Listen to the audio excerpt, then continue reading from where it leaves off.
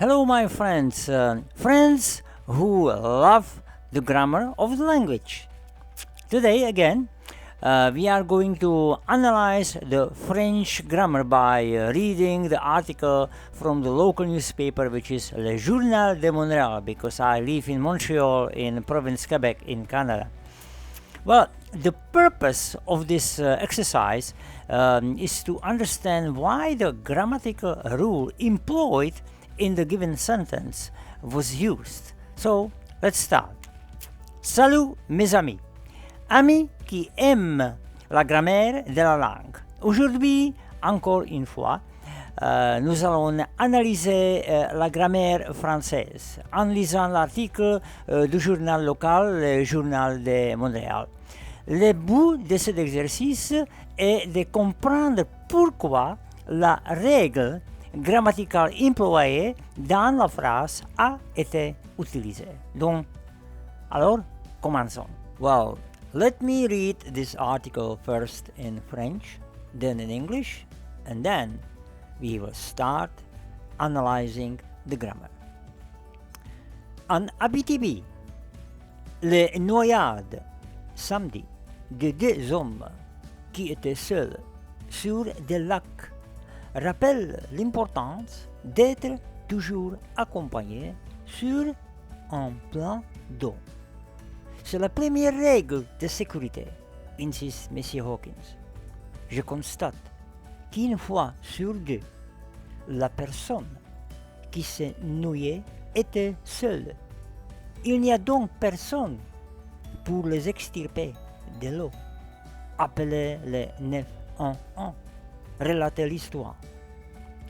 Du côté de la plage de Verdun, l'homme de 22 ans aurait eu de plus grandes chances d'être secouru à temps s'il avait été à l'intérieur de la zone surveillée.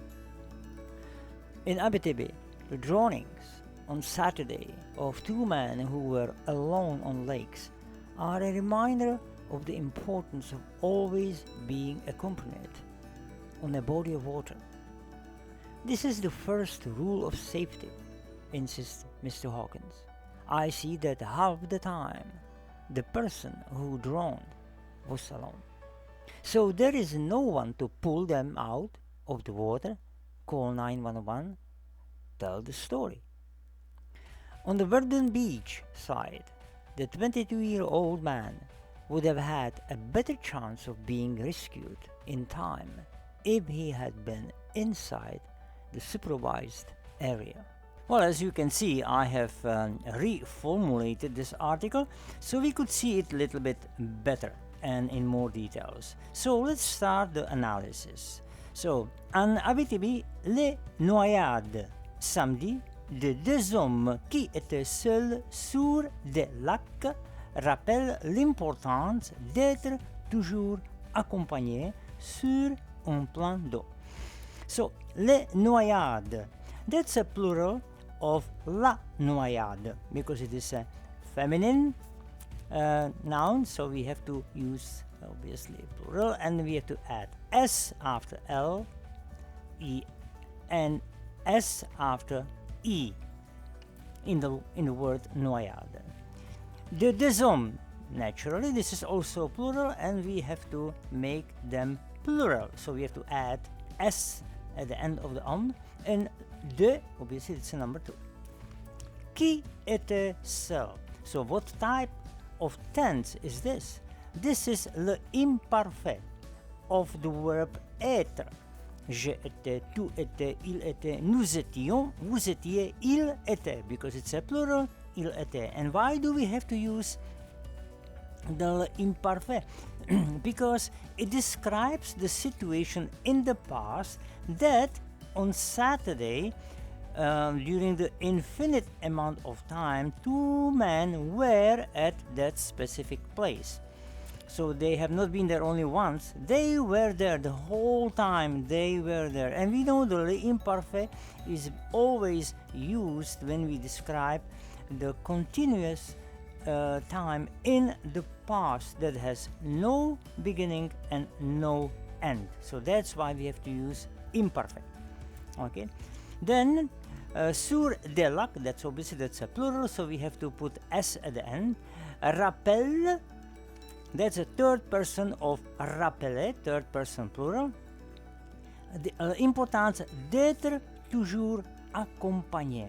That means to be always accompanied. That accompagné, it's more or less like a passive form, so to be accompanied by someone. Yeah. Next one. C'est la première règle de sécurité, that's quite easy, insiste Monsieur Hawkins. Je constate, which is the present tense, je constate, tu constates, il constate, that's a present tense of the verb constater, qu'une fois sur deux, yeah, la personne qui s'est noyée. So as we can see, la personne is feminine, noun, and se noyer is the reflexive verb or the verb pronominal, and with the reflexive verbs we have to use the auxiliary être always. So je me suis noyé, tu t'es noyé, il s'est noyé, etc. In that case, as you can see, noyer, there is an extra e after that past participle noyer. Why? Because it is la personne, which is feminine, and that's why we have to add e. And then était seul. Why there is this expression? Because again, this is imperfect. That means that person was alone during the entire time. These people or that person, they were there alone. Il n'y a donc personne pour les extirper de l'eau. Appelez 911, relater l'histoire. So this is quite simple. Then the last one, du côté de la plage de Verdun, which is the plage here in Montreal.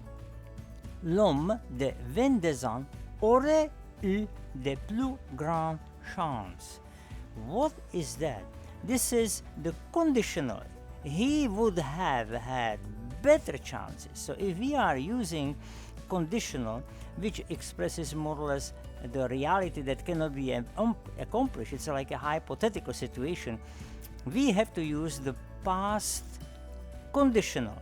And the past conditional, in this case, is composed of auxiliary avoir, and that auxiliary avoir is represented by aurait, which is in the third person singular, and it is in the present conditional. Je aurais, tu aurais, il aurait. Yeah. Eu, that means is the past participle of the verb avoir.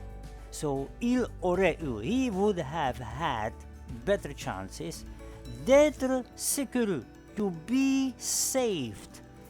That means to be saved, we have to use d'être secouru, because when we use the passive form in the composed tense, we always have to use the auxiliary être, so d'être secouru. Attends, s'il avait été à l'intérieur de la zone surveillée. So s'il avait été, what is that? If he had been. So this is a plus que parfait expression. S'il, which is the third person singular, avait, which is the l'imparfait of the verb avoir as an auxiliary, and était is the past participle of the verb être. Donc, s'il avait été, if he had been, obviously, inside or à l'intérieur de la zone surveillée. And again, la zone surveillée is the supervised or watched zone. So if he had been in that zone that was constantly like more or less supervised or viewed or observed,